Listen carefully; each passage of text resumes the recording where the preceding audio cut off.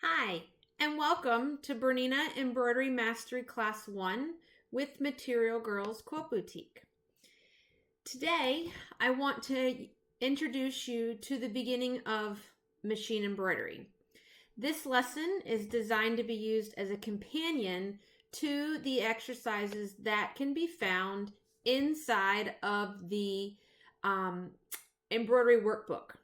That workbook can be found on our website.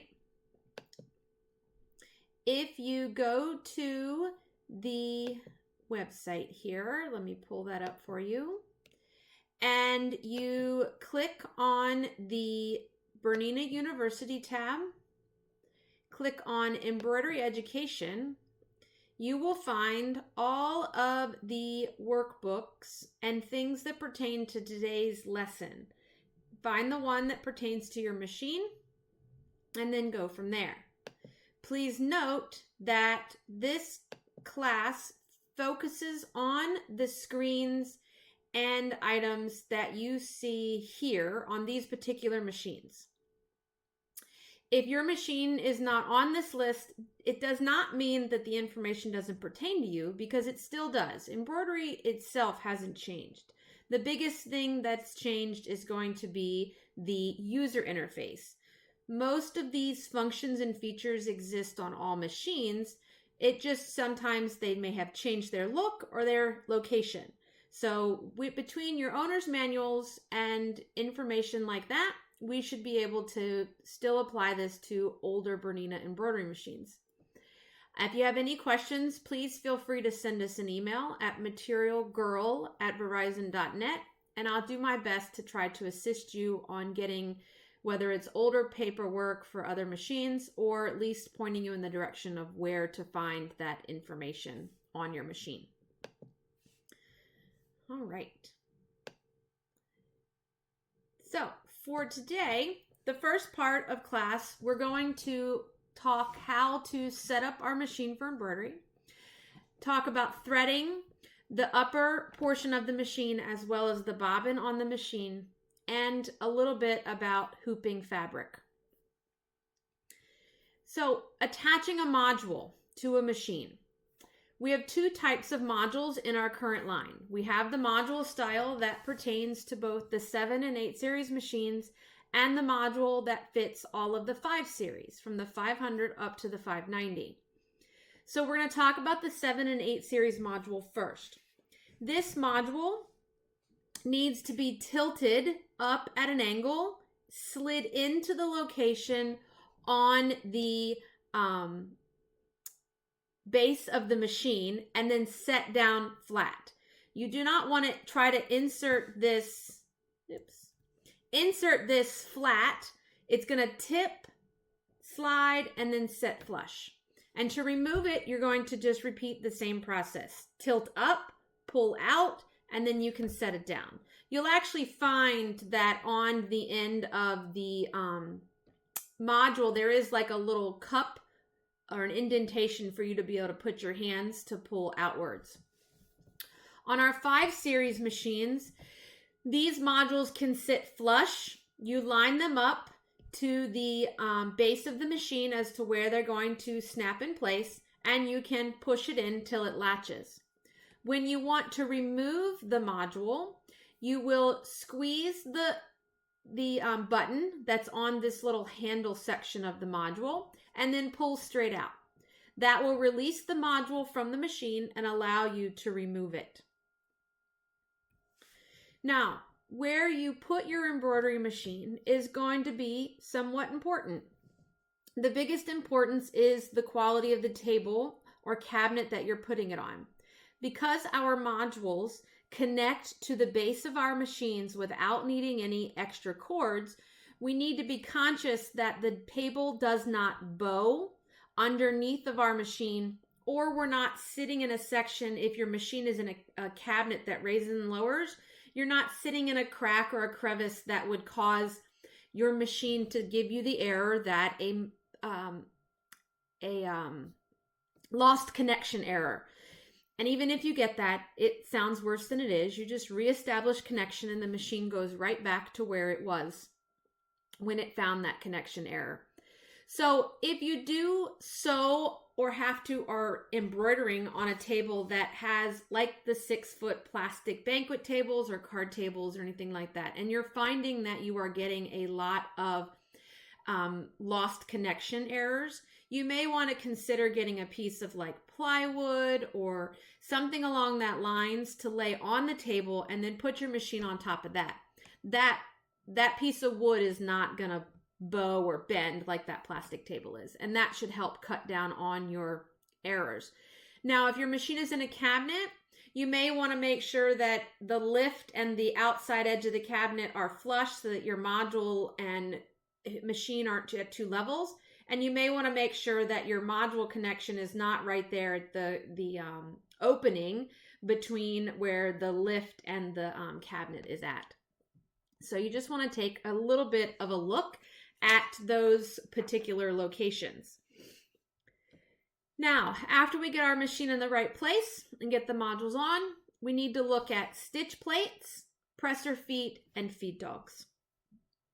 Now, it's not required that you embroider with a straight stitch plate.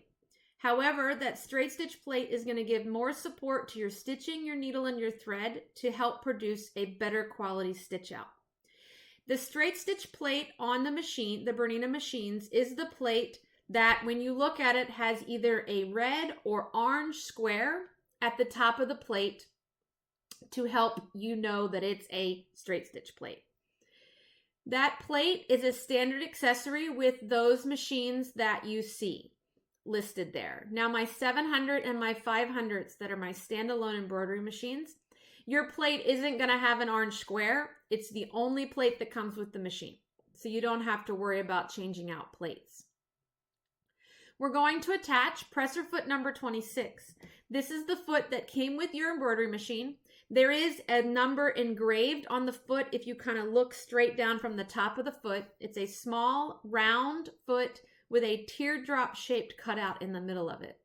This is one of several feet that you could choose to embroider with. We just have to tell the machine in a little bit which one we're going to choose to use. Then we need to lower our feed dogs. Now, on an 880 or even the 830, as soon as you attach the module, the feed dogs drop for you. So you don't have to worry about that. For all my other machines, it is a button on the side of the machine, right about the area of where you would plug your foot control in, that you would press in so that the button stays in to lower the feed dogs. If you forget to do this, your machines will remind you when you get ready to embroider that you haven't lowered the feed dogs. So you do get a reminder. And just as a quick reference, you'll see at the bottom of the slide, it tells you workbook. That is going to be referencing where you can find that information on that embroidery workbook that I talked about, where to download earlier from our website. So that just relates, these slides just relate you back to those pages in the workbook, because we don't always go in the exact order of the workbook. Once you have that, your stitch plate, presser foot, and feed dogs down, we're going to now talk about putting in a new needle. Embroidery needles are not the same as sewing needles, and you really should not use them interchangeable. Embroidery needles have been designed and engineered for sewing in a straight line, because that's all it does, is it stitches straight up and down and never moves left to right or front to back. So they're engineered to operate best for that project. The eye in an embroidery needle is also one size larger than the tip, giving the thread more space to move back and forth through the eye of the needle at the higher rate that we typically embroider at. So to help keep less fraying and breakage. Typically, embroidery needles come from anything from a 65, 70, all the way up to a 90. And we generally use a 75, 11, or an 80, 12. Embroidery needles typically come in a sharp and a ballpoint, depending upon if you're using woven fabric or knit fabric. Typically, the smaller the needle for lighter weight fabric, the higher the needle or the bigger the needle for heavier fabrics. You should be changing your embroidery needle every 2 to 3 hours of actual use if you were using a standard needle. If you are using a titanium needle, the titanium needle is coated to give you a longer life to the needle. So you can get approximately 40 hours of use to that needle, which is also why they cost a little bit more. You're getting quite a bit more life out of the needle, provided you don't break it before the 40 hours is up. You never want to use a dull or bent needle. Those are going to cause issues with, thread quality, stitch quality. Could also cause a run or, in your fabric while the machine is embroidering. You'll see that there is more reference and information about embroidery needles on page 41 of the workbook. Now that we've got a new needle in, let's talk about what thread that we use. When we use our bobbin thread, in our bobbin, we like to use a high quality 60 weight embroidery thread. The lighter thread helps to pull the needle thread, the top thread, to the back side for a prettier top quality. We also helps to keep the embroidery design overall a little bit lighter, especially when you're doing a high stitch count, dense design. Lightweight thread helps to avoid those buildups on the back. This 60 weight polyester or embroidery thread is designed to withstand the high rate of stitching and the high speed that we run an embroidery machine on. It also, because it's 60 weight, it is thinner than your embroidery thread, which is going to allow you to get more thread on the bobbin and allow you to let the bobbins last a little longer in embroidery. It is more economical than putting regular embroidery thread on your bobbin. And it's also generally, in my bobbin, we use neutral colors. Nobody is going to see the backside of that embroidery in the shirt, so why take the extra time to change your bobbin to match your top when you could just put in a bobbin of white, light gray, silver, even cream, or black. If I'm stitching on a black shirt or a dark object, a dark item, you can use black. You don't need bobbin thread in a ton of colors. There are times that I will, if I'm embroidering something that you could see the backside of, like a towel, that I would wind a bobbin of bobbin weight thread that kind of maybe matches the color of my towel somewhat. This just kind of helps to cut down on this big white section in the back of that blue towel that is showing your bobbin thread. You're never going to be able to hide the fact that there's embroidery there, but you can make it a little less obvious that there's all this bobbin thread if I had put a blue bobbin in the backside of my embroidery. Now, again, white, cream, light gray is probably my most commonly and most popular sold threads. Bobbins wind the same. Nothing is any different when you wind a bobbin of Bottom Line. Well, Bottom Line is one brand that I use, and the other one that we use is the what you're seeing here. I use the OESD bobbin thread in black or white, and what you're seeing at the bottom of the screen is Superior Threads Bottom Line. I sell it in both small spools and larger cones as well. So those are just two options that I carry in the store. For my 5 series and 7 series machines, when you go to embroidery, you are going to embroider with your bobbin weight thread. You're going to thread your bobbin just like you would if you were sewing. There is no difference in threading your machine in the bobbin between sewing and embroidery. Now, you may have heard or seen there is a gold bobbin case, or yellow. It's not actual, it's golden color, not gold plated or anything.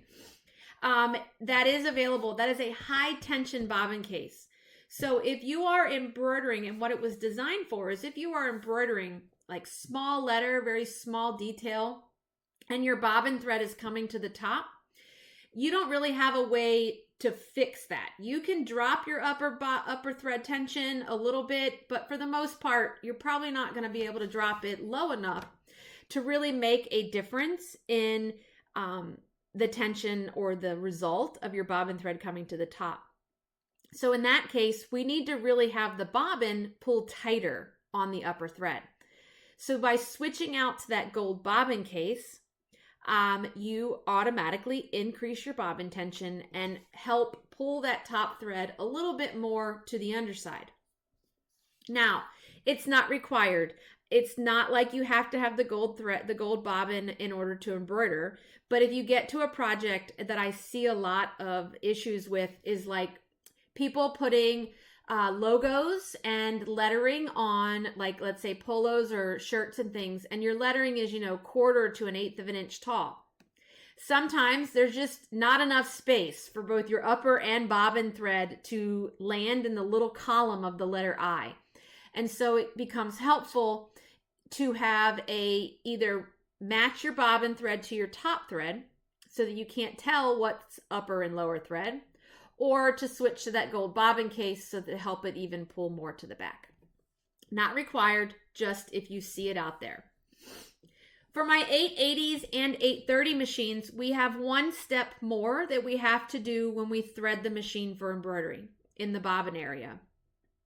So you're going to do the same setup that you would when you thread the machine for sewing. We're going to put our bobbin in with the silver coloring out. We're going to bring our thread to the slit, and then we're going to pull the thread all the way out to the left. Before we cut our thread, we are going to bring the thread tail back down this metal finger. This is called a retaining finger. So we're just going to take the thread and slide it down this retaining finger. And, oops, let's back up. Sorry about that. You're going to probably feel it click, or you'll feel it kind of pop into an extra latch. There's a little latch in there, a pigtail, that is what adds extra tension to this bobbin in the machine.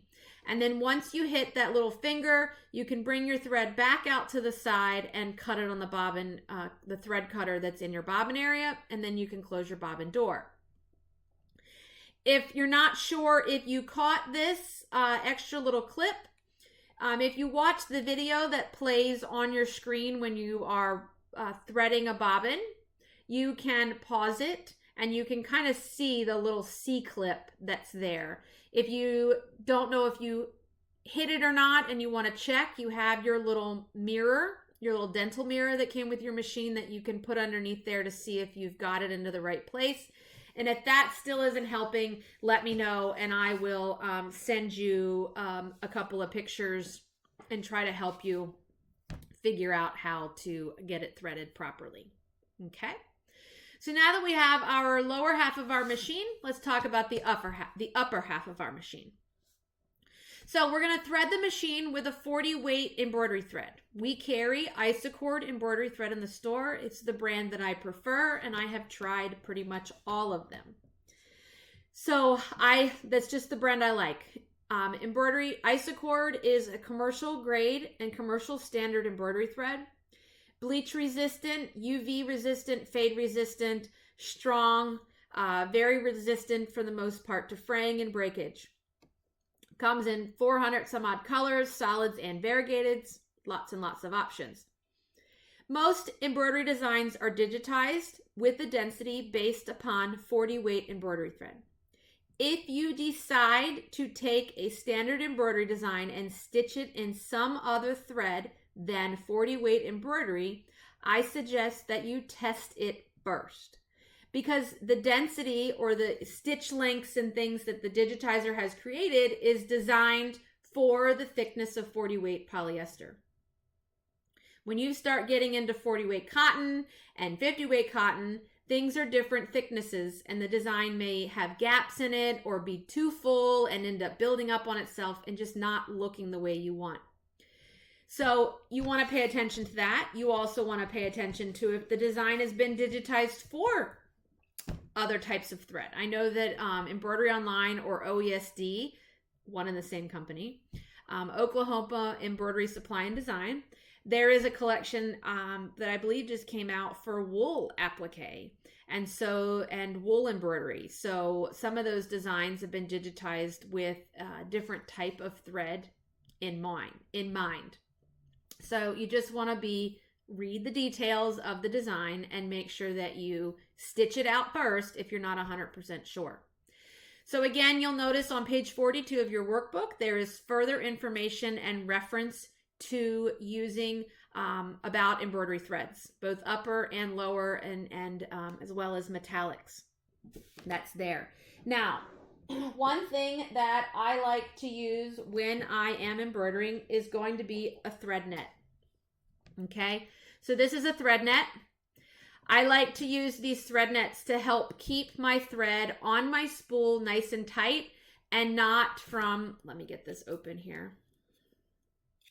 So you may notice on your machine if they lay down, sometimes they come across and they're coming out to the machine and before you know it, they're all sagging and not pretty. And so that sagging up to that first tension disc can cause some quality or stitch issues and tension issues. So we like to make sure that this stays taut. This definitely comes in handy for metallic threads. Beyond that, slowing a machine down with metallic. So to put a thread net on, you're going to get your thread tail coming out the front of the spool, put the thread net in the end of the spool, and then pull the rest of it up and around. This is going to allow the thread to be a little more tight and controlled coming off the spool. Okay, so this is what I would suggest is using thread nets, especially if you're having problems with thread just falling off the spool or jumping out of that first tension disc. Okay, it'll only happen to you a couple times before you realize you need to be using one of these little guys. Took me a long time to realize the importance behind this thread net, but now I use them all the time. Now that we've got the machine threaded, let's talk about hoops. Machines come with, at least standard machines, everybody gets a medium and a large oval, okay? Some machines are gonna get a small hoop. Nobody gets, with the standard machine with the module, the Mega, the Midi, the Maxi, and the Jumbo. Okay, those are all optional add-on hoops to give you bigger embroidery fields. Now, the Hoop and Buddies that you see in this image is an insert that actually goes inside the large oval hoop to allow you to embroider on a hat. So the bill of the hat slides under here. You have sticky stabilizer in the hoop, and then you smush the top of the hat down to that, and then you embroider on it. Okay. The Midi, the Maxi, and the Jumbo, okay, are ratchet style hoops. They have a different opening and closing to them. So it is a little different than the thumb screws that you'll find on the large ovals, megas, small, medium, large oval, and mega. Now, on a 7 and 8 series machine, the mega hoop does not need to be repositioned. On our 5 series machines, or for those that have older machines like the 630, 640, 580, 560, 730, 200, the mega hoop is a 3-position hoop, and the machine takes a design and it's going to divide it into 3 different locations. And if it needs to embroider in position 1, it will stop and tell you. And then it will embroider in that area and then ask you to move to another position for that thread color. On the 7 and 8 series machines, you're going to leave the hoop in what we call position 2. So it should be centered. And you won't ever have to move it to position 1 or 3. Okay? It is now a 1-position hoop, which is very nice to have sometimes. So you will also have, with any hoop that you get with the machine or you purchase, they will also come with these plastic hoop templates. Okay, so the plastic hoop templates are designed to help you with positioning and things along that lines, and they come with your embroidery hoops. They're good to have for multi-hooping and for making sure that you have things straight or in the middle of the hoop. Okay, more information on workbook page 8. So the key to good embroidery is going to be proper stabilization and the right hooping techniques that are going to give you the best quality. Now, I could talk for hours on stabilizer, and I will talk at the end a little bit on it, and I will probably end up doing a whole little lecture or video on stabilizer. The first thing that you want to do is, one, you want to use the smallest hoop possible, okay? So you don't want to use that big giant hoop to stitch a design that's this big, okay? What happens is the space between where the embroidery happens and where it really is secured on the sides of the hoop, it's just too far away. There's too much play in the middle. You also want to make sure that you fill the hoop with stabilizer. You don't have to fill it full of fabric, but you need to fill it full of stabilizer. There needs to be stabilizer all the way above, below, and left and right of the hoop. Don't just think, I'm only doing something little. I'm just going to put stabilizer right through the middle, and it'll be just fine. It'll be okay, but you're not probably going to be overall happy with maybe shrinkage or pulling of the design and outlines not meeting. So it's just important to fill the hoop. The other key is, if you can, put the item in the hoop. I know that sometimes we like to just put, it's easier to put stabilizer in, just stabilizer, and then put our item on top. Now, which is fine, but if you can get it in the hoop, you really should try to get it in the hoop, okay? And then I will talk a little bit about, like I said, stabilizer and hooping at the end. I'm going to film a little video for later posting on how to hoop a design fabric in the hoop. The setup that I have here right now, I'm missing a camera to be able to demonstrate that during this particular video. So once your machine is turned on, you're going, and you are in embroidery. So if you attach the module and then turn your machine on, the machine will automatically open up in embroidery. If your machine is on and you've been sewing and you attach the module, you're going to need to attach or tell the machine to go to embroidery. So let me pull up the simulator here. So if you're in sewing, one second, let's get the right screen here. If you are sewing and you want to go to embroidery, so you're here, you would go to the home and you would choose embroidery. Oops. And it will open in this screen. I was playing around earlier, so it didn't exactly show up where I wanted it. Okay, so this is going to give you that option for design selection. Okay, let me make that go away. Now, you'll notice that for design selection, we can either pull designs that are built into the machine or pull designs from a USB stick. And that is all by changing this option at the top. Whatever one is showing in darker gray is the one that is currently active. So what you're looking at right now is that these are the designs or the folders that come on your machine. This top being my 880, 790, and 590, and the bottom being the other machines. And even on older machines, you still have the same concept. You have alphabets, you have embroidery designs that come on your machine, and then everybody has a heart or something along that lines. That is your personal folder. So any design that you save gets saved into that particular folder. Now, my 880, 790, and 590, you will see that you have a folder that represents decorative stitches or stitches from the sewing side of your machine. And we'll talk more about that in a later mastery about how to use those particular stitches. But basically they're there because you can embroider your decorative stitches versus sewing them on the sewing side. Okay. Now, if you were using a USB stick, you would plug the USB stick into the side of the machine, choose the USB stick icon, and then what will show up here will be anything that's on that USB stick. What USB stick to use? Try one until you get one that works. Now, I have Bernina USB sticks that are guaranteed to work. I also have some of my branded USB sticks that will work, but not all of them work in all the machines. I can't say go buy a ScanDisk and it always work, because it doesn't always work in all machines. So before you go and buy 100 USB sticks in one particular brand, make sure it works in the machine.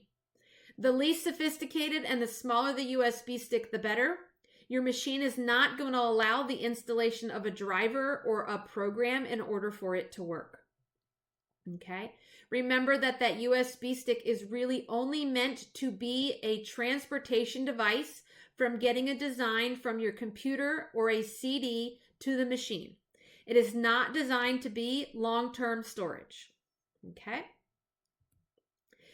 Now, all our current line machines can read almost all of the most popular formats that are on the that are in the market today. So if you download a design collection and you plug it into your machine and you're like, why are there 8 copies of the same design? It's because the machine is showing you all the formats, because it can read all the formats. It does not matter which one that you pick, okay? It's going to read them all exactly the same, but the option is there. If you are being asked which format do you want to download or what format you want to purchase, everybody wants to choose EXP. EXP is one of Bernina's formats, okay? The other format is .art. The ART format is actually a Windows-based format that we use in embroidery software for designing and digitizing. The only machine out there that will read .art is our Artista 200s and our Artista 730s. However, those two machines will also read the EXPs, and they read a little faster. So for my 200 and 730s, if you're tired of watching that blue spinning spool in the middle of your screen, opt to choose and start bringing over the EXP files. Things will be a little bit faster. Okay? Now, once you pick a folder, and so inside those folders, there'll be more folders, and possibly eventually you'll get down to seeing what you see on screen, which is images of designs. Now, you'll notice that on this screen, it says at the bottom 1 of 5. That means there are 5 pages that I can arrow through of embroidery designs. Now, my 7 and 8 series machines, typically you have pages. My 5 series machines, you would scroll the screen if there are more designs available. Okay? Now, maybe you went into a folder and you didn't mean to go into that folder, or you were just exploring and now you want to get out of this folder and you are like, how do I get out of here? I want you to take a look in the upper left-hand corner. This is your breadcrumb. If you walk backwards, so if I start at the right-hand side of this icon, that is telling me that's where I'm currently at. And if I touch the butterfly, it's going to back me out to the folder that was before that. And if I touch it again, it'll take me out to where I would have chosen alphabets or motifs and things along that line. So this is kind of like the back button on the internet. So this is how you get out of the folders and back out to pick something different, and so on and so forth. It's how you also navigate through personalization screens and things like that without having to constantly close a window and reopen it. Now that you have a design open, so let's pick a design. I don't care what it is, just pick a design. And when it opens, you're going to see this top screen. You're going to get an image of the design, and that white section in the middle is the hoop that it will fit in, the smallest possible hoop. And all of that white section is actually embroidery field. Now, if you have a hoop attached to the machine, when you open a design, the machine is going to put it into the hoop that you have attached, whether it's too big or too small. And if it's too big, it will tell you, but it's going to put it there. So as long as you don't have a hoop attached, the machine will tell you the smallest size hoop that it will fit into.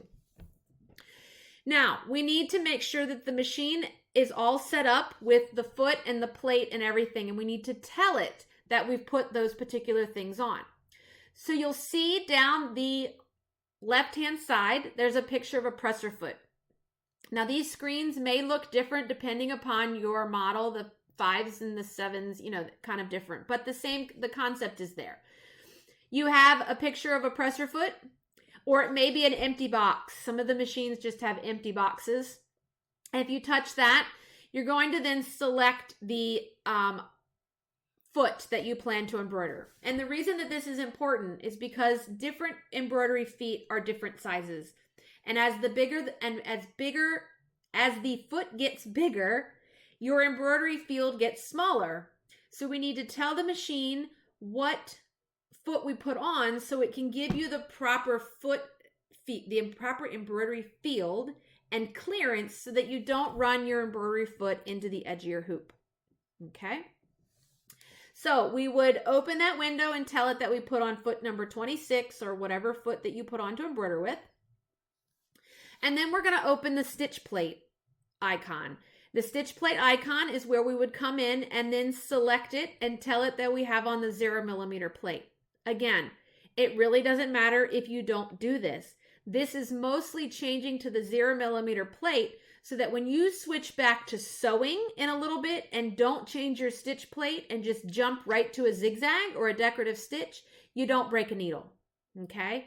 So remember, when you tell your machine you have a 0mm plate on, it's not going to allow you to do anything but sew a straight stitch with the needle in center. So it's just there to help you not break a needle later down the road. So once you have those set up, you can attach the hoop to the machine. When you attach the hoop to the machine, you want to make sure that your presser foot is up and your needle is in the highest position. You're going to, I typically carefully slide the item underneath the presser foot. Then you're going to squeeze the 2 brackets of the embroidery hoop. Let me grab one here. You're going to squeeze the 2 brackets on the edge of the hoop, and then you're going to set it down on top of the metal bracket on the embroidery module. Now, if squeezing this and lifting this at the same time is challenging, what I would recommend you do is just like it is, don't squeeze anything, take your hoop over, set it on the metal bracket, and then squeeze this, and it should drop right down where it is. This just keeps you from having to squeeze and move everything for a long period of time. So just set the hoop on the metal bracket and then squeeze the clips, and it should fall right in place. Okay? And then once it's on, you can let it go. All right. So now that we have our hoop and everything, our machine set up, we're going to talk about, in the next section, calibrating the hoop and setting up your machine for customized embroidery. So hoop calibration. So when you're calibrating a hoop, what we're doing is we're verifying that the machine and the module agree on what is center. And we would do this, typically you do this the first time you use a hoop, no matter starting with the large oval all the way up to a jumbo. Okay, so you want to do it at least once. You also should do this technically anytime after you update your machine with a new firmware. I also do a calibration if I have gotten my machine all sorts of jammed and bunched up, and you know, your module goes and it can't move. I would, after you get it all cleaned up and reset, I would run a hoop calibration just to make sure that everybody is seeing center, and that if you were in the middle of an embroidery design, that it helps it make sure that it lines back up. So when you want to calibrate a hoop, it works best if you put fabric and stabilizer in the hoop. Okay, it gives something for that plastic template to rest on to help you get a better read. You're going to go into the personal setup of your machine. And so the personal setup on the machine is the gears.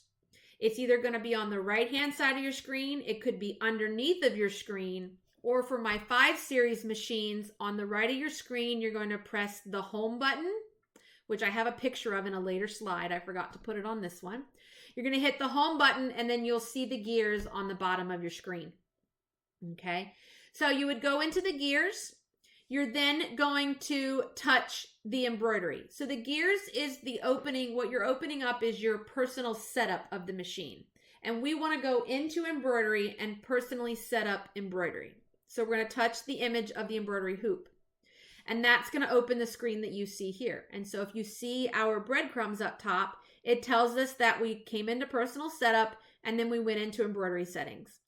Now we're going to go into hoop calibration. And hoop calibration is this icon here. It's a picture of the hoop with the arrow. So when we go into hoop calibration, you're going to attach the hoop with the fabric and the stabilizer to the machine. And the machine should recognize the hoop that you have attached. Okay? Now, if you have an icon on your machine for the 880, 790, 700s, and the 770, it actually remembers calibration. So if you want to overwrite it or start again, you're going to hit the trash can first. And that's going to delete whatever you maybe had done before and had overwritten. And that's just going to wipe it back out to the beginning. So we're going to, you hit the delete key. Then what's going to happen is the machine is going to move, the module is going to move the hoop to what it believes is center. You're going to lower your hand wheel, turn your hand wheel so that the needle goes down. And what you're shooting for is for the needle to go down into the center hole of the plastic template. Let me grab one of those.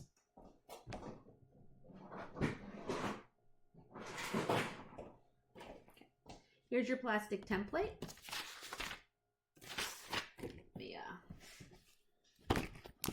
Okay, so there's our center hole. So this would be in our hoop so that I can read the word Bernina. Okay, so it goes in the hoop. You can read the word Bernina down the bottom. And we're going to line up the needle with the center hole. If the needle does not line up with the center hole, then you would use the arrows on screen to move it until it does. Once you get them to be lined up, you would hit the green check mark. Now, make sure that if you lower your needle, that you return your needle to the highest position before you do any moving. If you don't, the machine will tell you to raise your needle. Okay, so don't be alarmed as to why isn't it moving. Again, this should be done for large oval, mega, maxi, jumbo, and the midi didn't get added here because it's a newer hoop. Before the first use and after every update. Now, we're going to back out of hoop calibration. So what we're going to do is we're going to come up to our cookie crumbs and we're going to touch the picture of the embroidery hoop. And that's going to bring us back out to this screen. And we're going to choose the scissors. We're going to talk about customizing, thread cutting. I'll figure out the arrows on this computer here eventually. So we're going to go in and we're going to talk about different thread cutting. So if my 5 series note, this is what the icon that you will touch first to find your gears. Okay.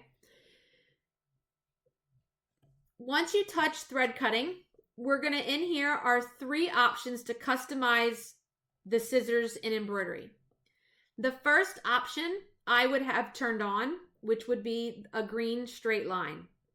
This is telling the machine at the end of a color, you want it to cut the thread so that you're ready to change the next thread color. Okay, I would have that turned on because why wouldn't you want it to cut it? You want it to cut the thread so that you can remove it from the machine. The second option, which is currently showing turned off on this machine because it's a red circle, is the beginner tail cut. And so what you may be familiar with on some older Berninas or even another brand of machine is that the machine will start embroidering. It sews about 7 stitches and stops for you to cut that thread tail. The machines today have a technique that pull the thread tail to the bottom when it starts, so you don't need to hold on to it. So you can cut your thread, press the go button, and the machine will continue to run. On previous Berninas, I've been known to hit the start button and walk away and come back 20 minutes later and realize, darn it, I never bypassed that thread cut and the machine didn't go any farther until I hit the button again. So with this turned off, when I hit the go button, the machine is going to go. It is not going to stop for me to cut any thread tails. If you should need to stop the machine to cut it, all you do is press the same button that you press to start to stop the machine. Now, the bottom jump stitch is jump stitch length. You could possibly right now be seeing this set at 6 millimeters, and I have this machine adjusted to 1 millimeter.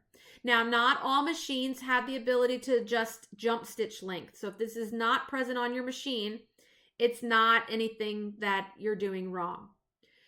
Because these machines are now designed to cut jump stitches for you, on some machines you can define what length is a jump stitch.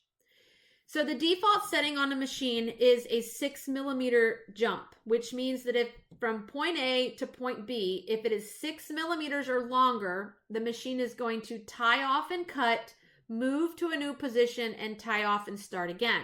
Now, for those of you that may not have this setting to adjust, remember 6 millimeters is about 1/4 inch. We're not talking a huge amount here, okay?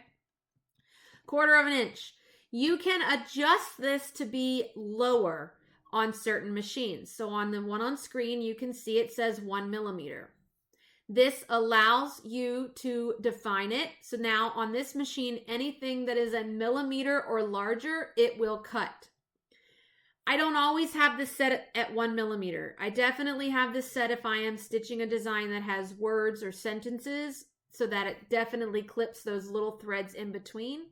Just remember, if the design has a lot of jump stitches, it's going to take a little longer to embroider because it's tying off, cutting, jumping, tying on, and starting again. And it's going to do that every time it hits someplace that is a millimeter or larger. Okay. Now, we're going to exit out of cutting information. We're going to touch the hoop icon in our breadcrumbs so that it brings us back out to this option. We're going to talk about thread away. And again, not all machines have thread away. So this is the thread away. We're going to come in here, and in this machine, it's turned on so that you can see at the top, these are the machines that thread away applies to. So let's talk about what thread away is.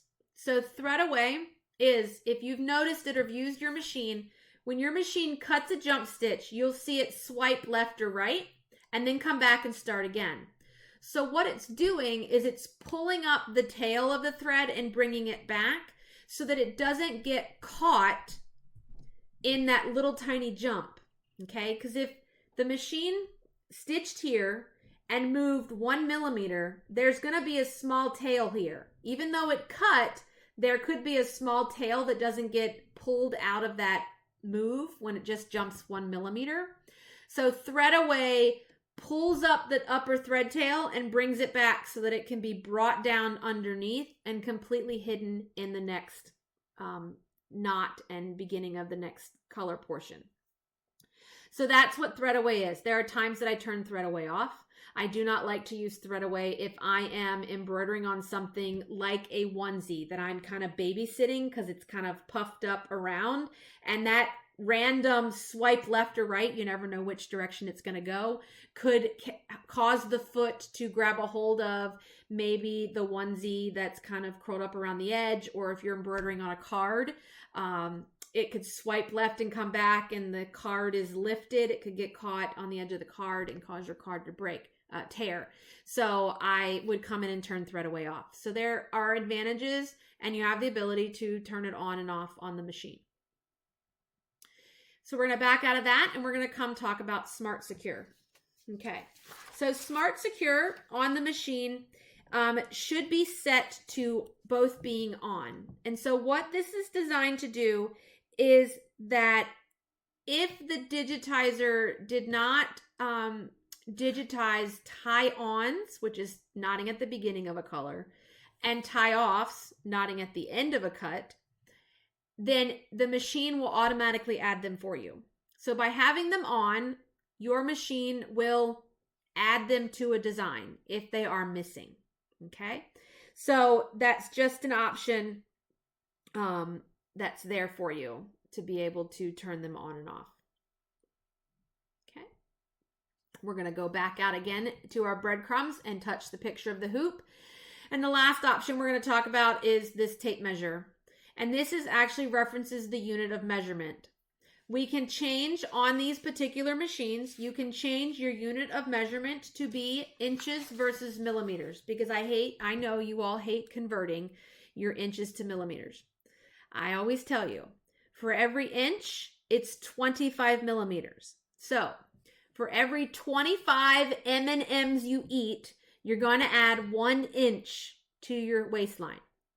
You remember it associated with chocolate, you'll never forget it. Okay, so you would take your metric measurement, your millimeter measurement, and you divide it by 25. Okay, basic money exchange here. Dollars and quarters. So, but if you really hate doing that, you can convert your machine to read to you in inches. This only applies to measurements that you see in embroidery. This does not apply to measurements on the sewing side. Okay, so just a mental note. Now, when you're all done in the personalization screen, you can touch the X in the upper corner. It's going to close out the personal setup and bring you back out to your embroidery design. I want to take a look at the hoop menu, the hoop selection menu, which you will find on the left-hand side of your screen. It's either going to be in the top corner or down on the side. It should show a picture of the hoop there and usually has the size written on it. So again, if you don't have a hoop attached to the machine is going to select and show you the smallest size hoop that the design will fit in. Now, if your intent is to embroider it in a larger hoop, you can touch the picture of that hoop and touch this hoop icon and this window will open. You will find, and you may have to scroll because there's more hoops there than that will show in one time. You would just touch the hoop that you want to use. Now, I know that my 7 series machines, you're going to arrow down and you're going to notice that the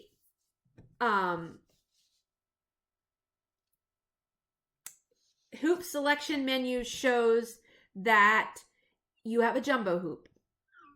You will notice, though, that the jumbo hoop has the same embroidery field as the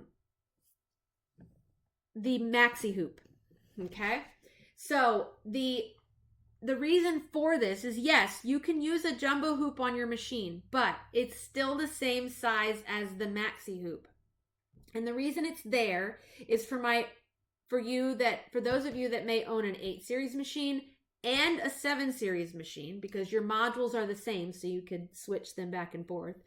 You could buy a 700 and use your 8 series module on it and embroider, but you wouldn't have to buy a maxi hoop in order to be able to get that smaller field. So don't get too excited, my 7 series owners, when you see that. It's not going to give it to you. It's just going to give you the same. It's just going to cut 2 inches off the jumbo hoop and give you the same embroidery field for it. Okay, so just a note. Now, I want you to take a look at, on this icon, is on this image that you probably see a little crosshair that's on the embroidery design. Sometimes it blends in depending upon the embroidery design that you chose.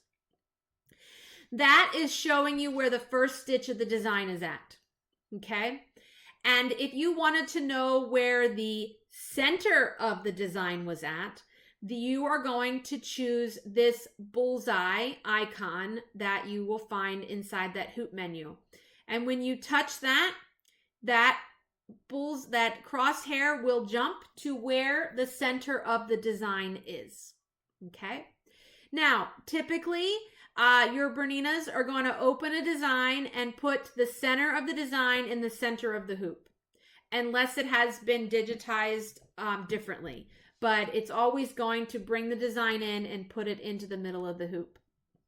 Okay, so you can toggle back and forth between the first stitch and the center stitch of the design. It's nice to know that the machine goes to the first stitch, especially when it comes to multi-hooping techniques. It's good to know where it's going to start, especially if that's a point of connection with the previous embroidered design, versus having to try to hoop it from being in the center and not knowing until it goes to start to embroider where the first stitch is at. and then having to hurry up and stop the machine and then rehoop. So it's good to have. Now, you'll also notice right above that bullseye, we have an icon that looks like a grid. This grid icon has 3 parts to it. The first time you touch it, you will see a pink crosshair that will land in and indicate where the center of the hoop is. The second time you touch it, it will generate a grid that covers the entire hoop that corresponds with the grid in your hoop templates. Okay? So looking at this, I could say if I went down here to the bottom, three grids up from the corner is where the bottom of the stem would be. And if this was in my hoop, I would know exactly where that was going to stitch. Okay. And then if you touch the icon again, it turns off the grid templates. Above that, there are some parking options for parking your hoop, which we'll talk about in a later mastery. And then the very last icon that's on this screen is this picture of a hoop with a butterfly. It could be 4 directional arrows. It has a yellow box around it, and you want to make sure that it keeps a yellow box around it. And we'll talk about this in Mastery 2. But with that, having the yellow box on around it, it means it's active. And when it's active, it means you have control over absolute check and virtual positioning, which we'll talk about next week, which I'll give you some dates at the end of today's recording for future classes. Okay.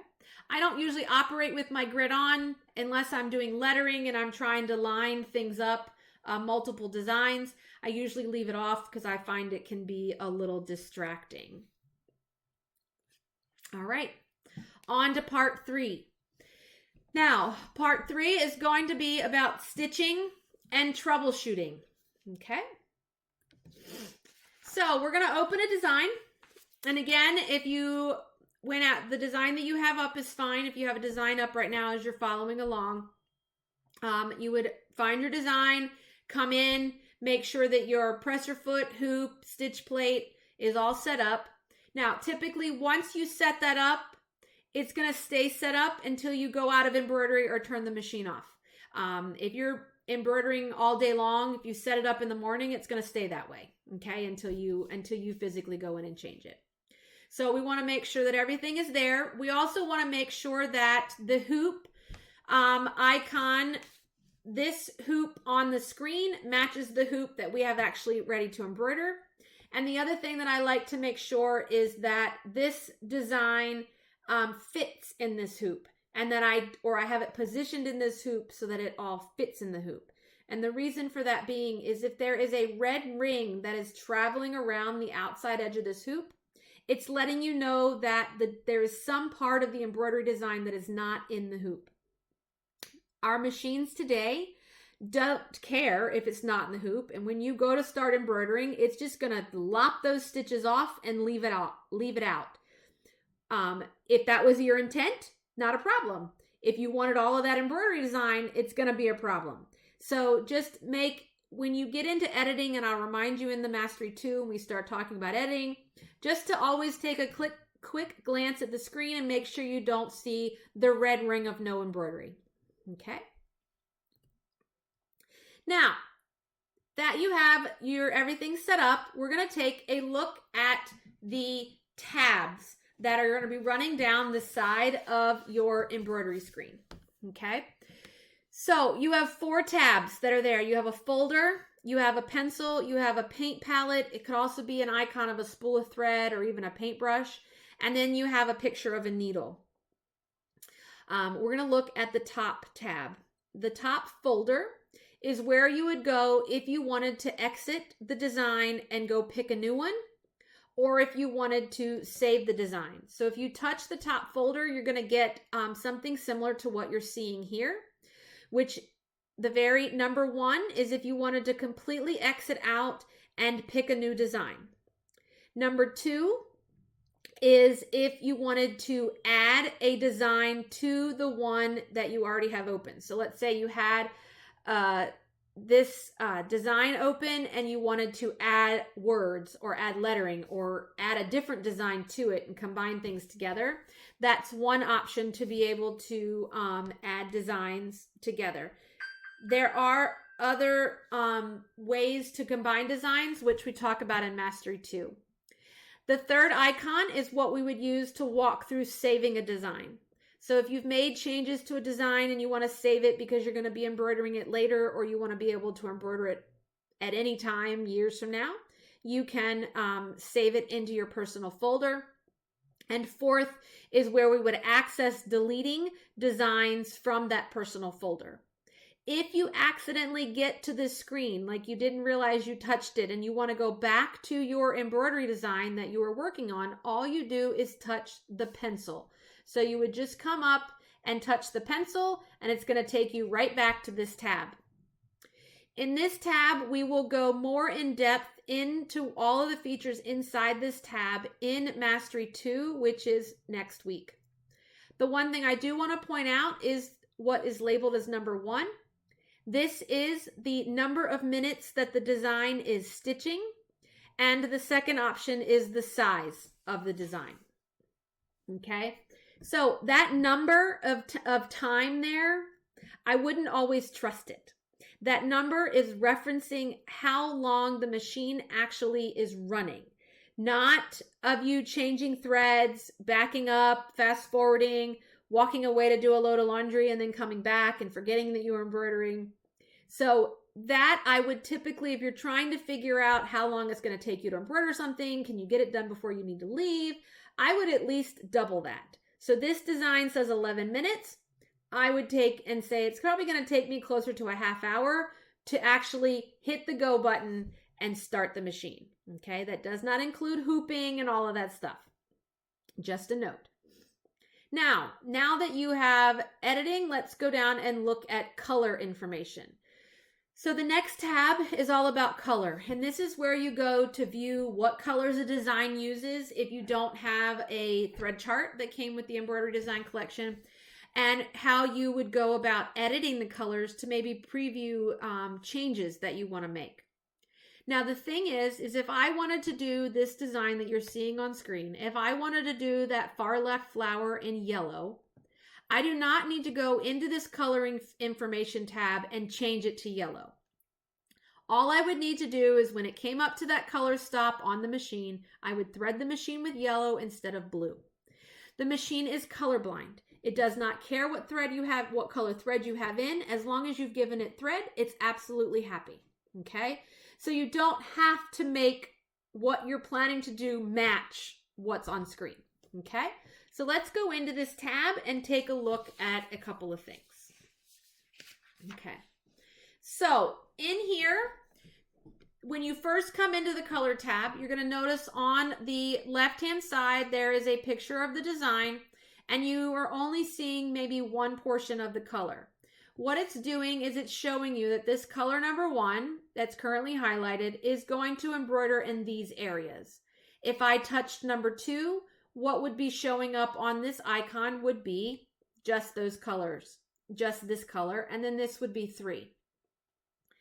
If I wanted to change colors, so let's see here. Let's turn this back on.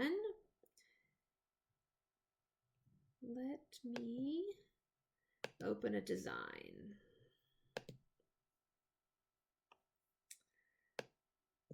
No, that's too many colors. So let's see. Back out, go get a different design. All right, here we go.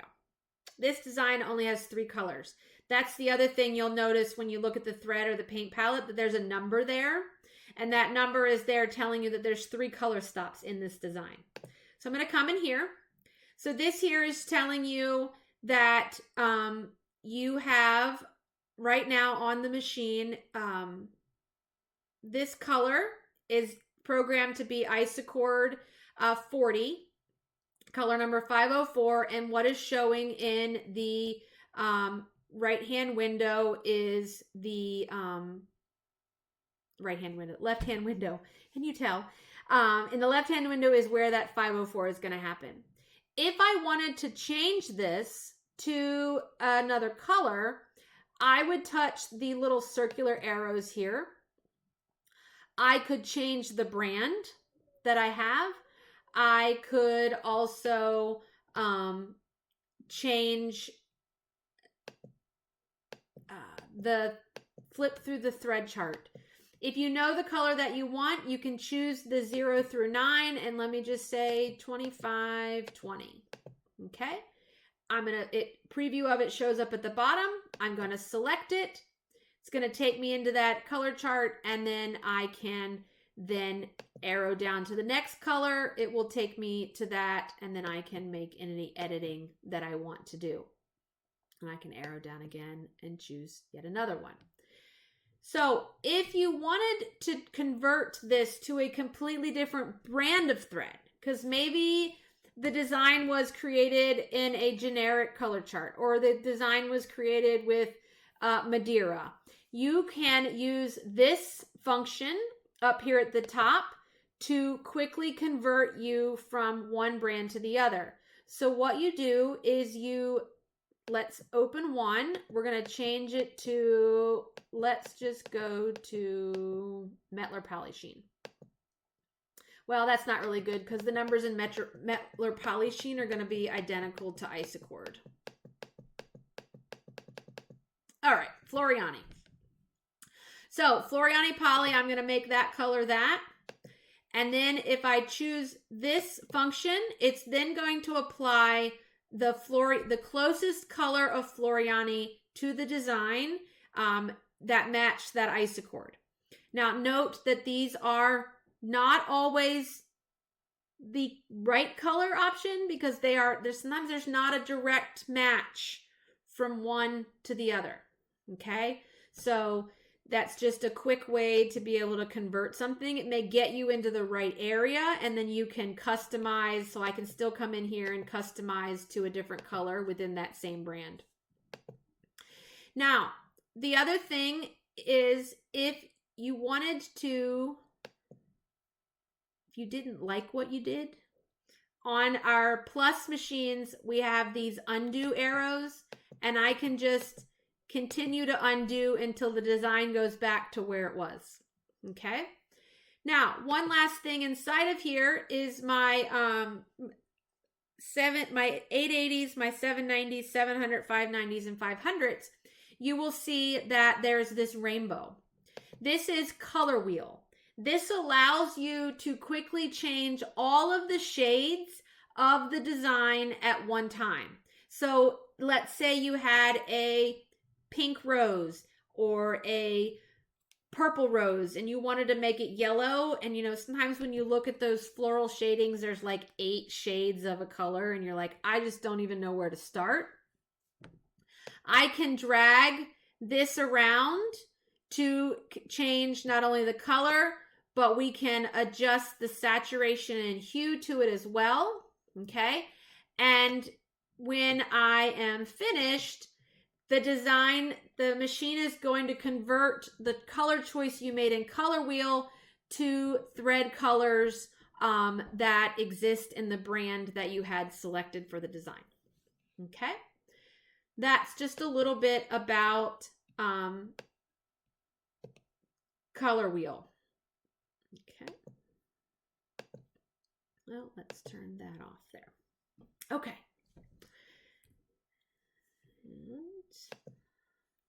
So that's about brands, color wheel.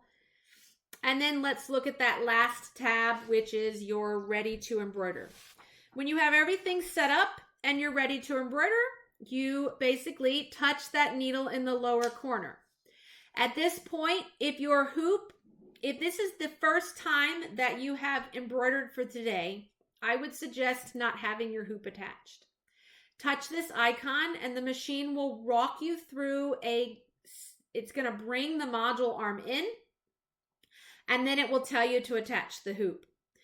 If you are this is the number one hang up that happens to people with their machines, is if that module arm is all the way out as far as it will go to the left when you start, the arm is not going to move and bring the hoop underneath of the needle if there is a hoop attached.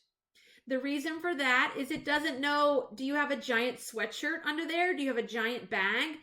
is when it moves the arm over, is it going to clear the presser foot and not knock into something? So you will run through a series of screens that are going to tell you to take the hoop off. And then you're going to take the hoop off and you're going to hit the X, and then you're going to do something else, and it's going to go back to the same screen again. So the key to getting past that vicious cycle that some people get stuck in, you're going to remove your hoop, hit the green check button, okay? You will watch your arm move in. Watch the screen. It's then going to tell you to put your hoop on the machine. So carefully attach your hoop and then hit the green check button. And then once you've been through that, you will come to the screen that you see right now, okay? Just read the screens and accept the changes once you've done what the screen has asked you to do, okay? Tell it, yes, I took the hoop off. Yes, I put the hoop back on. And then it will let you out of that cycle. This is the screen that you come to when you're ready to embroider and everything is set up. So I want to go through what you've seen numbered here. Numbered 1 being the number of minutes. This again is now further broken down. This design is 8 minutes.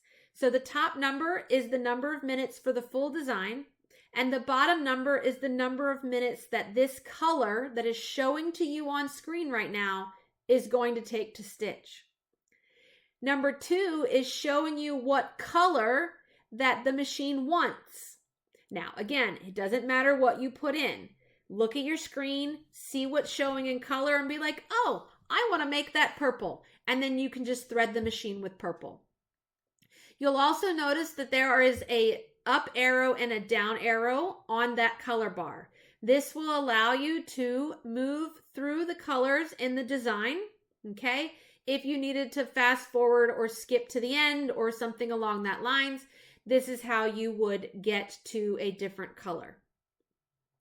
I point out number 3 because in number 3, this can get turned on. I think it's located in the absolute worst place, especially if you are navigating up and down in the embroidery design. This little guy is called single color embroidery, okay?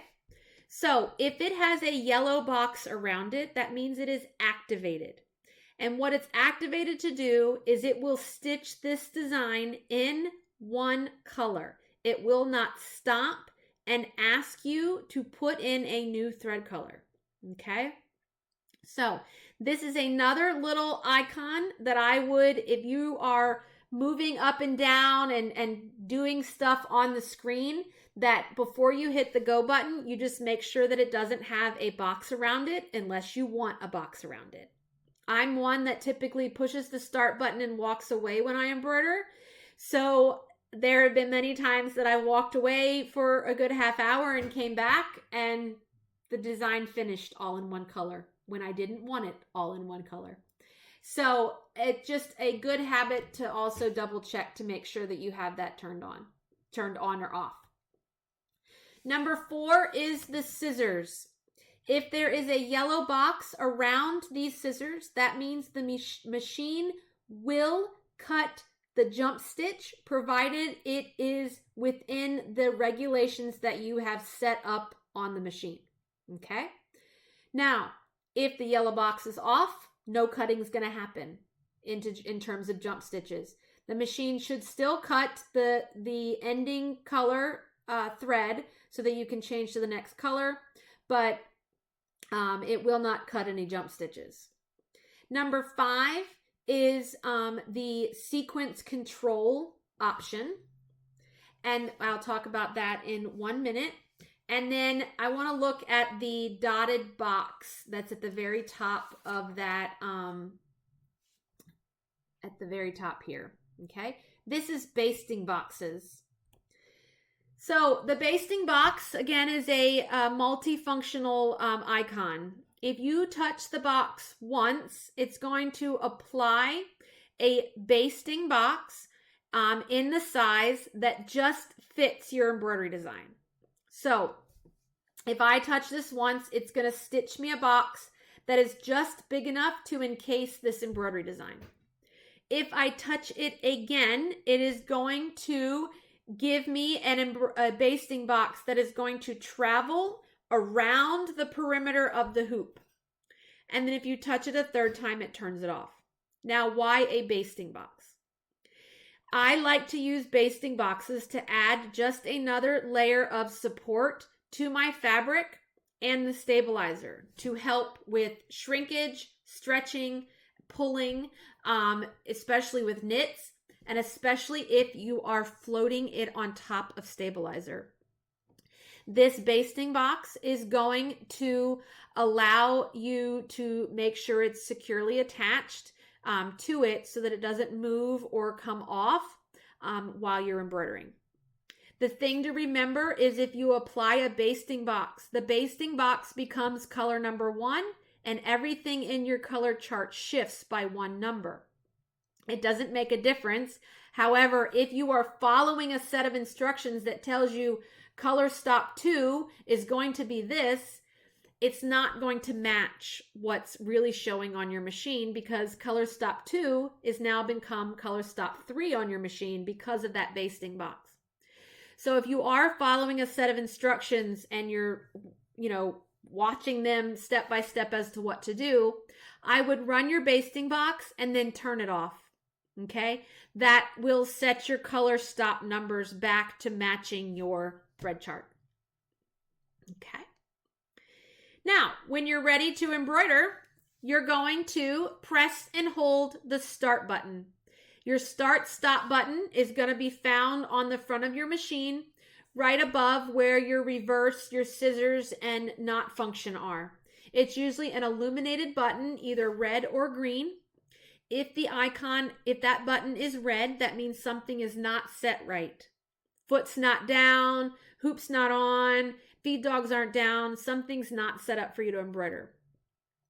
So when it's green, it means you're ready to go. So I thread my machine, I cut my thread on the side thread cutter.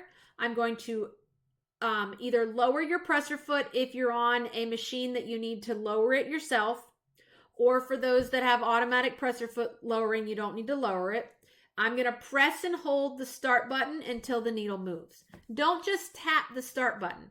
That's a security feature that's kind of built into the machine so that if you accidentally touch it, it's not going to take off and start embroidering when you're not ready for it. So you press and hold until the needle moves, and then you can let go and walk off and do something else if you're brave.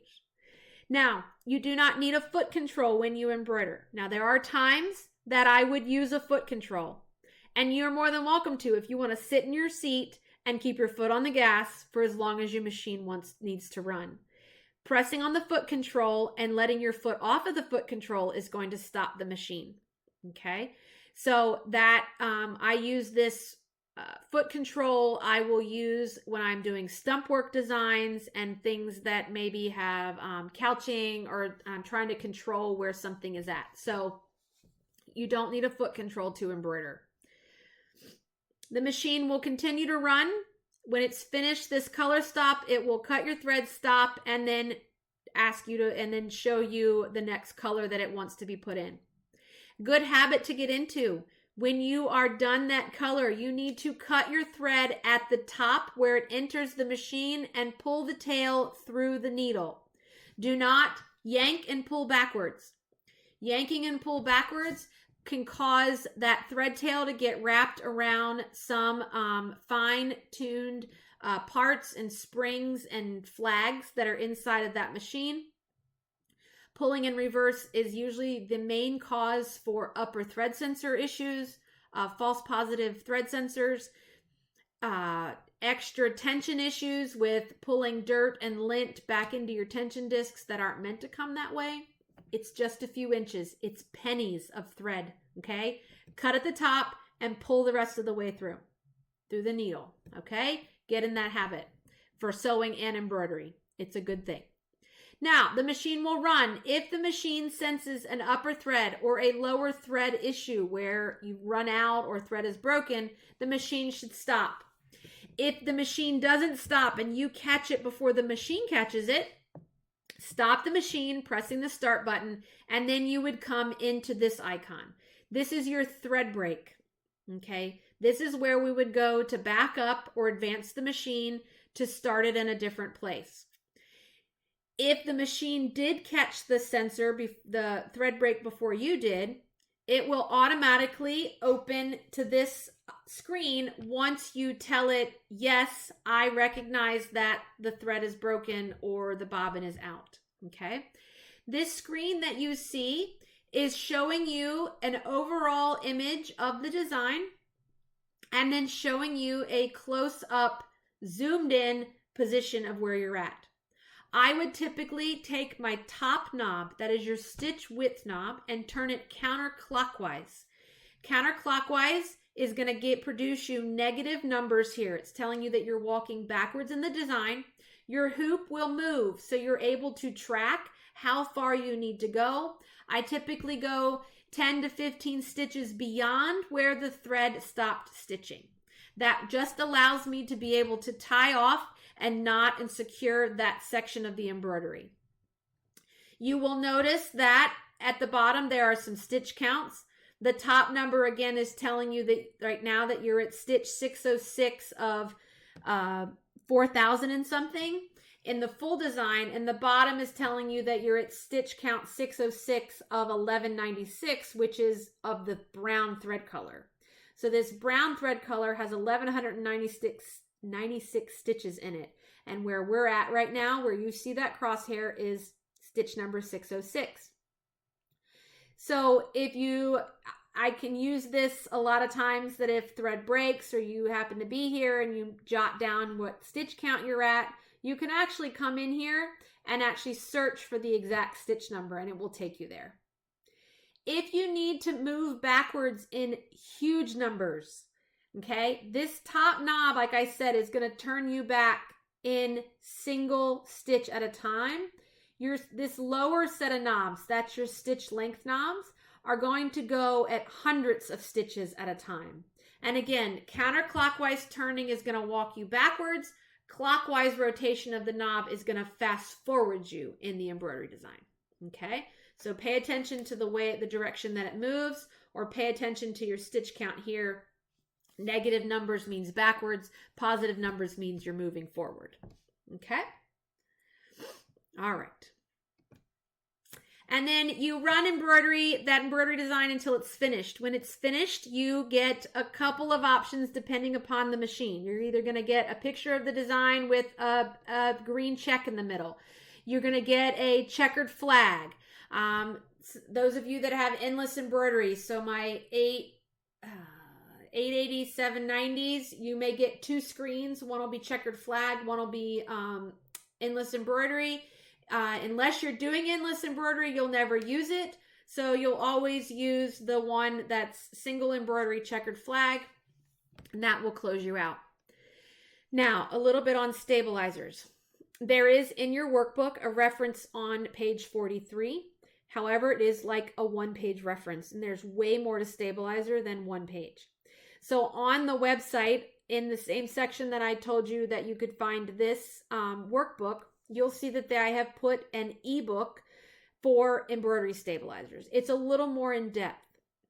Stabilizers are classified by the way that they are removed from the back of the embroidery. So you have those that tear off, those that you have to cut off, and then those you have to wash away. And inside each of those categories, there are different weights and different types: fusibles, non-fusibles, heavy, lightweight, stabilizer. Sticky, not sticky. So this is probably the most challenging part of embroidery, is determining what stabilizer to use, how much to use, because you don't always just use one piece. Okay, you could use two pieces. They could be two different pieces. They could be two of the same pieces. We could use one cutaway and one tearaway. We could use a wash away and a cutaway. So it's a delicate dance that you just learn to do. And by doing it, the best way to learn is to test it. And we always say in this world that there's two types of embroiderers. There's those that test embroidered and those that wish they did. And so when I test embroider, I try to find something similar to what I'm going to be embroidering on. Now, cotton fabric isn't a big deal. We've all got an abundance of cotton fabric. We've got fabric that we don't even know why we bought it back in the day. And that's the perfect fabric to load in the hoop and start playing with. Start stitching the design. Figure out if you like it. Okay. Is it puckering? Is it not puckering? Do I like those thread colors? Now, if it's a garment or something like that, we've all got t-shirts that have got stains or holes in them. Embroider all over it, okay? We've all got dish towels that have stains and things on them. Embroider on them. Or, especially ones that are just getting ready to get rid of. Embroider on it. It's going to help you figure it out. Go to the thrift store. Buy a garment that's, on half price days that are a penny or a dime or $1. Take that jacket home, embroider on it. If it doesn't come out right, take it back, finish it up. If it may not be right centered or something, it's still fine. That person who buys that jacket probably won't even notice. We're more critical of ourselves than other people are. And you may have helped the thrift store sell that jacket because now you've embellished it and made it even more pretty than that plain jean jacket. Okay? So I am more than happy to help you figure out stabilizers. For the most part, most projects are going to kind of give you a recommendation as to what they should use or what they want you to use. But if you're just working on your own and you have a question, just shoot me an email or give me a call and I'll give you my suggestions as to what I would use for that. Now, and then one last thing is for the machines that are listed, we also have an embroidery consultant. Now, your embroidery consultant looks like the little dress form, and you can find it on the side of your machine or at the bottom of your screen, or my 5 series machines. You're going to touch that home button, and then you'll find that little dress right underneath there hanging out with your gears. This consultant is designed to help you pick the type of embroidery you're going to do, pick the fabric you're going to do it on, and then it's going to be able to generate you suggestions. So let me show you here. Let's pull up the simulator again. So I have embroidery consultant. Now, if none of this makes sense, you have no idea what these are or how to even know which one to choose. One key is we all have a question mark somewhere on that machine, okay, on the screen. So that is built-in help. So when you touch that question mark, it's going to put a blue halo around the screen, and then you can touch what it is, and it's going to tell you what type of quilting or what type of fabric that they're trying to give you in a graphic image, okay? So this is embroidery quilting. So I'm going to close this out, and we're going to say we're going to embroider quilt. We're going to quilt a quilt using the embroidery module. And we're going to quilt. This quilt is made out of, let's say, this fabric. And if you don't know what this fabric is, again, question mark, fabric. So I've got a quilt, let's say maybe a crazy quilt or something that's got velvet, cuddle, minky, polar fleece, anything that's got a pile to it. So we're going to quilt that. The machine is going to suggest that we use an 80 embroidery needle, polyester thread, foot number 26. Put this in your bobbin. This is the type of stabilizer we suggest. You need to sandwich it with batting and probably use some spray. Okay. So you'll notice that in the corner of each little icon, there may be a little plus sign. And if you touch that plus sign, it's going to give you a further definition or to explain what they are wanting you to do. So if you're not sure what this means, this little spray bottle that you're seeing here, let me find it here. It's telling you that it means to use its spray adhesive. Okay, and I'll walk you through those steps. So that's just something a little bit about the embroidery consultant. I also want to point out while I'm here, this is that red ring of no embroidery. Okay, So when you see that red ring, that means that something is hanging outside of the embroidery design. Now, if you don't happen to notice it, when you go to embroider, let me put a hoop on.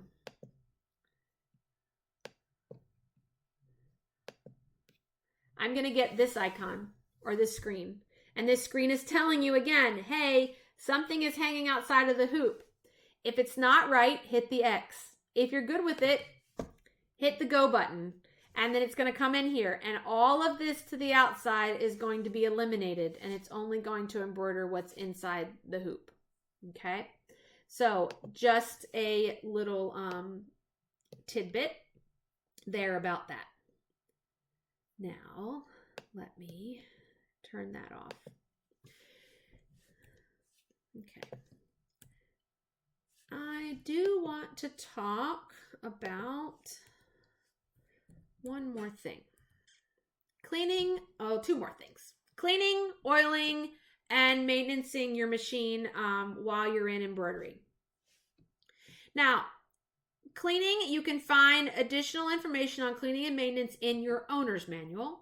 You can also find additional information in oiling and cleaning on page 44 of the workbook.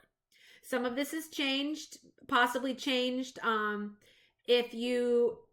In a moment, I'm going to show you on the machine where to find this information, and that's going to be the most up-to-date. For example, our previous 750, 780, and even earlier versions of the 790, 770, and 700s, we used to oil these machines in a different way. And we don't oil. It's not suggested that we oil in that way right now, or not right now.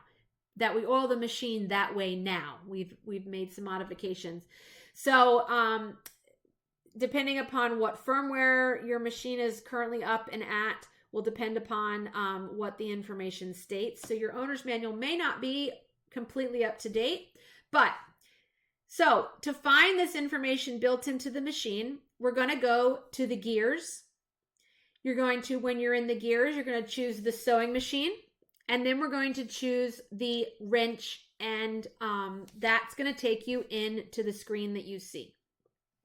This is where we go into fix our machine, or really it's more for cleaning. This is where we calibrate buttonholes, we update machines, packing up your embroidery module. This is going to give you information on stitch counts and times. This little broom is going to talk to you or walk you through cleaning your thread catcher. The thread catcher is referencing the thread cutter that is underneath your stitch plate. It is the thing that catches your upper thread to cut it. Okay? And so we need to clean that and maintenance that so that our machine continues to cut properly. That I will walk through in just 1 second. The machine will actually come up after it's been through so many thread cuts and tell you it's time to clean it. Okay? So you don't have to come in here until the machine tells you to, but if you're having issues with thread cutting or something along that lines, it could be an upper threading, an attention issue with the spool. It could also be that the thread catcher got some little thread tails in it and it can't properly get into the scissors. The oiling can in the bottom corner is where you would go to walk through the video and the instructions for oiling your machine. Okay. My 5 and 7 series machine, we take our hook out of the machine. We oil the 2 dots that are in that metal hook piece, as well as one place inside the machine at 6 o'clock. My 8 series machines, we oil one place in the bobbin area, and the video will walk you through how to get to that location. Now, the thread catcher, when you go into here, depending upon your machine is going to depend upon what you read here. The basis of them is the same. I think my 5 and 7 series machines, there's one extra step that's not on my 8 series machines. So what's going to happen, you're going to unthread your machine. You can even take the needle out of the machine, take your bobbin out, and then you're going to come in here And you're going to, this will show up in blue on the screen. And when you touch it, you will either hear a beep, or you'll see a little flash on the screen. So that means that you have activated that link. And my 8 series machines, as soon as you touch it, you're going to watch under your stitch plate, if you've taken it off, you're going to watch your thread catcher come out. And it's going to stay out. And it's going to allow you to clean out any stray threads and things that may be caught in there. My 5 and 7 series machines, after you touch that link, this information here is going to tell you to touch the automatic scissor button on your machine. So what it's telling you to do is to push the scissor button that's on your machine, the button that you would press to cut the lower thread when you were sewing or embroidering. You're going to touch that. And when you touch that, the thread catcher comes out and stays out. You can do your cleaning.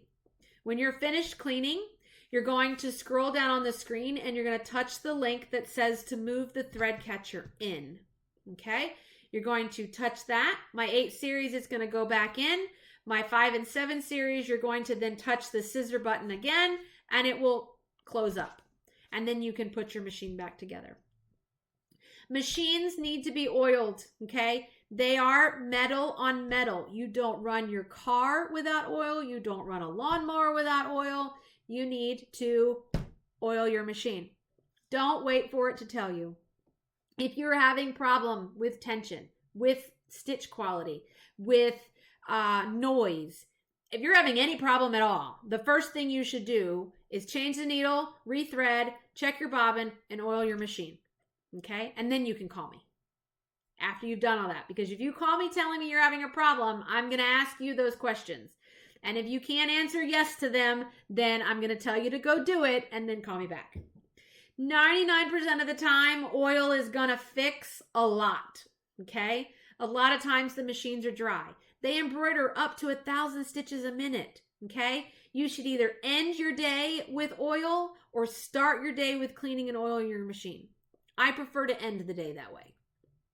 Okay? After I'm all done for the day, I clean, oil my machine, and know it's ready to start the day.